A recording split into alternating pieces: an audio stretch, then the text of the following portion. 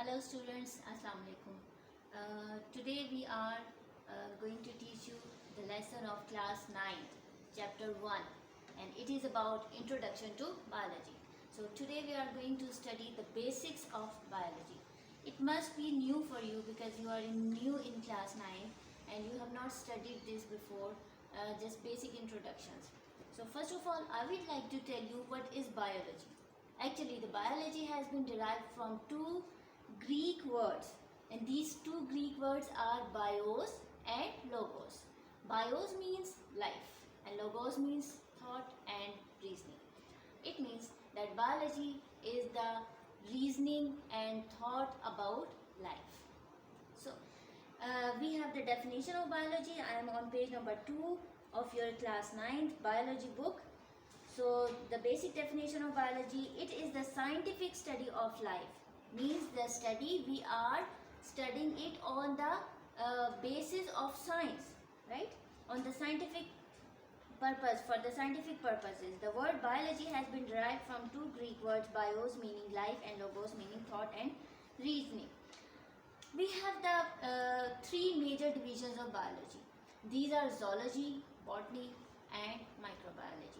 What is zoology? When we study about the animals, as you all know that there are many forms of living organisms, there are microorganisms, there are plants and there are also animals. When we study animals only, then it is called biology. And when we study about plants, the scientific study of plants, it is called botany. And when we study about microorganisms, which are very small, that cannot be seen with naked eye, then this is called microbiology. So you got to know about three major divisions. This is major division of biology. These are not with branches. So zoology, botany and microbiology. Studies about animals, studies about plants and the studies about microorganisms. Next we move towards the branches of biology. Now we are studying it in detail about the different branches of biology, because biology is a very vast field of science. In this, we study about the living organisms, the different aspects of living organisms. And these different aspects of living organisms are organized in the form of branches of biology. First of all, we have the morphology. I am on page number 3 of your book, class 9. So morphology, this branch deals with the study of form and structure of living organisms. Form and structure. It means that we will study how an organism looks like. How an organism looks like and what is. So we are talking about morphology. Morphology means the apparently the form and the structure of any organism. This is the appearance study of any organism. Next is the anatomy. So it is opposite to this. This is the appearance study, means about the study of appearance. Now next is the anatomy. It is about the internal structure of an organism.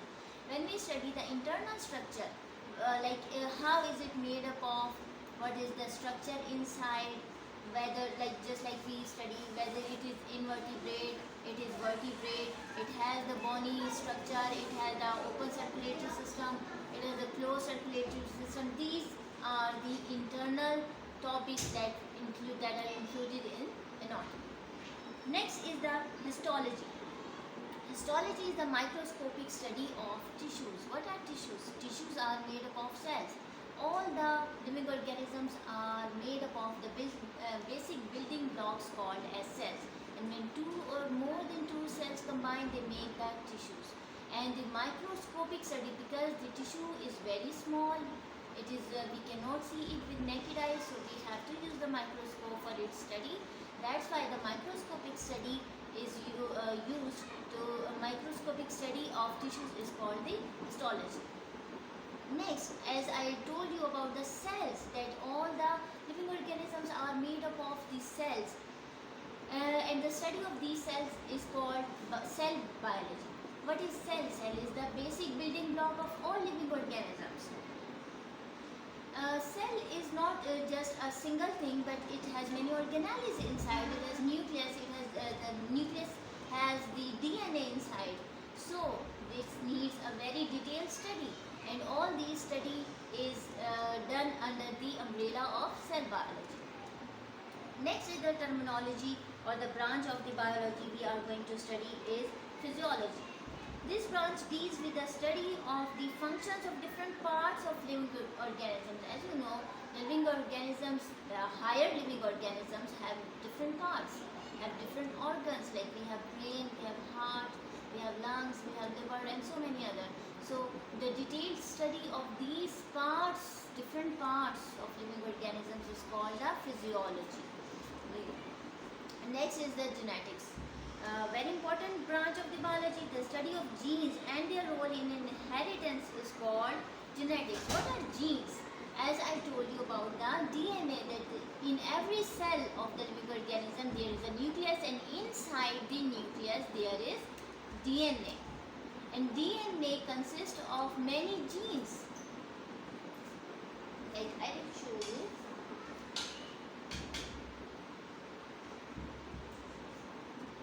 So DNA consists of approximately in human beings there are 30,000, approximately there are 30,000 genes in human beings.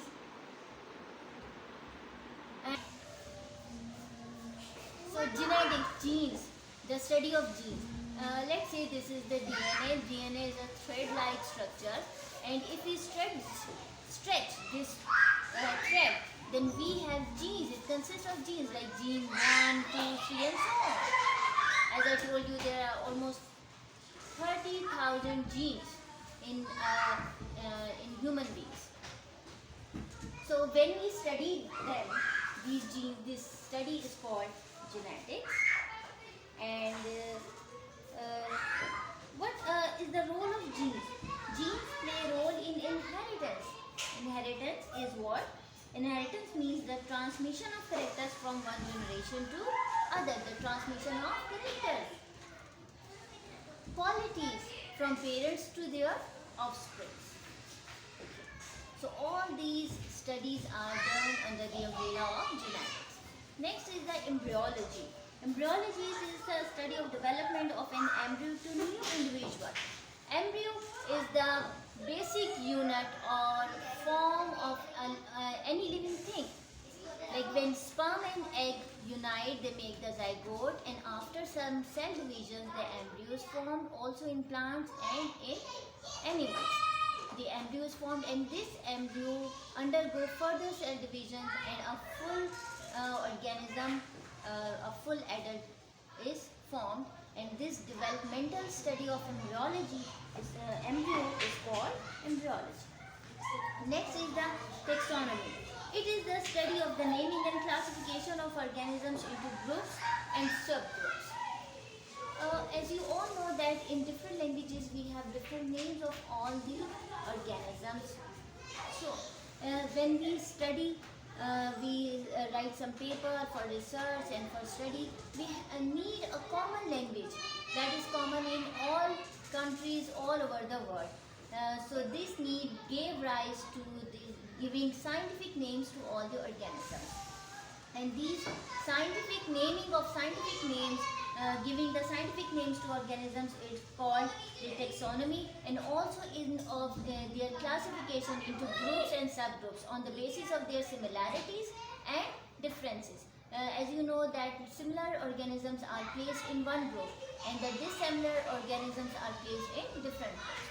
Next is the branch of biology we are going to study is paleontology. Paleontology is the study of fossils, which are the remains of extinct organisms. What are extinct organisms?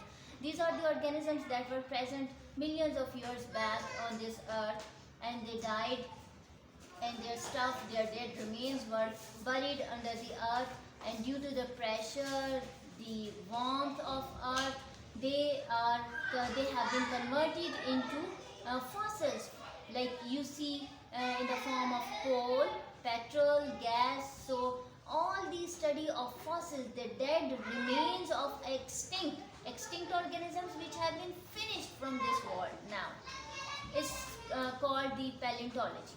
Next is the environmental biology. Environment, you all know, the atmosphere, the living and non-living things that surround the organisms. The non-living environment that surrounds the organisms is called environment. And when we study this environment for the purpose of understanding of living organisms, then it is called environmental biology. Or we study the interaction of living organisms with their non-biotic or non-living factors present in their environment. This branch is called environmental biology. Next is the sociobiology. This branch deals with the study of social behavior of the animals that make societies.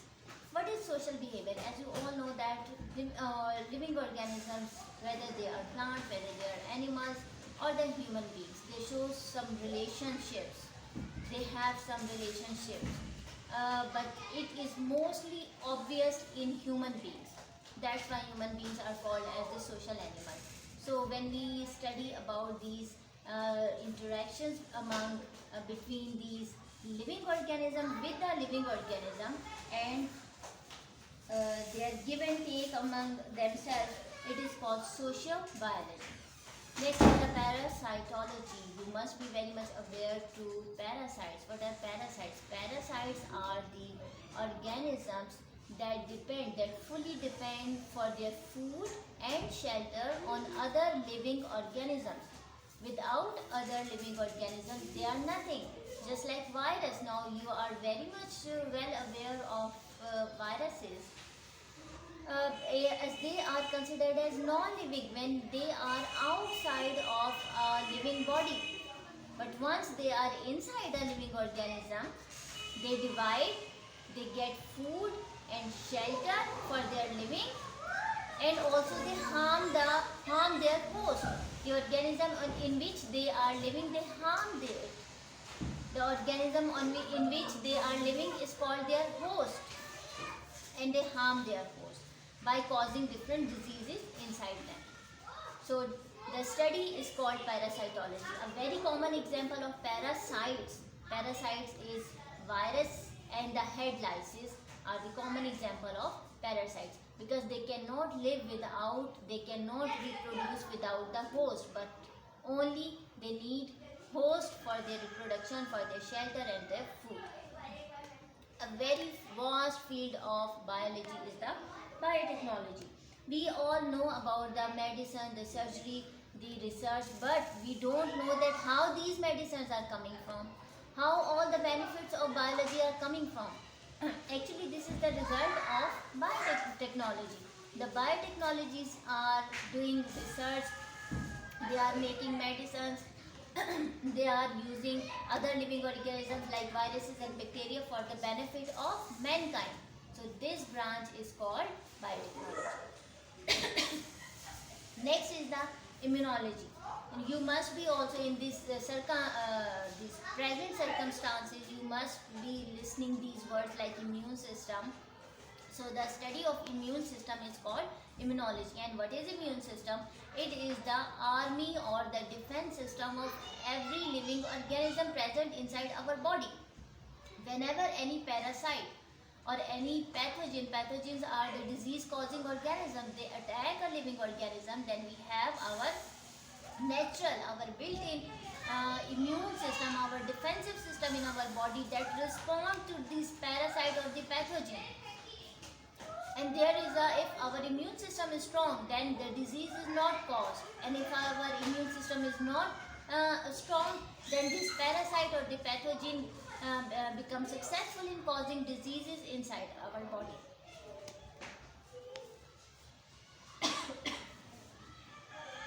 Okay, dear students, the second last I am going to discuss the branch of biology is entomology. It is the study of insects. You all are very much aware of insects. You all see it in your daily life. Ants, there are grasshoppers, ants, spiders, cockroaches. So when we study them, this is called entomology. Pharmacology. As from the name depicts that pharmacology, pharmacy. So it is the study about the drugs, medicines, their production, their uses and their dosages. These all is come under the umbrella of branch of biology that is called pharmacology. So these was the basic introduction. This was the basic introduction to biology, and I hope you understood it well. And next time we will come with our next lecture. Thank you.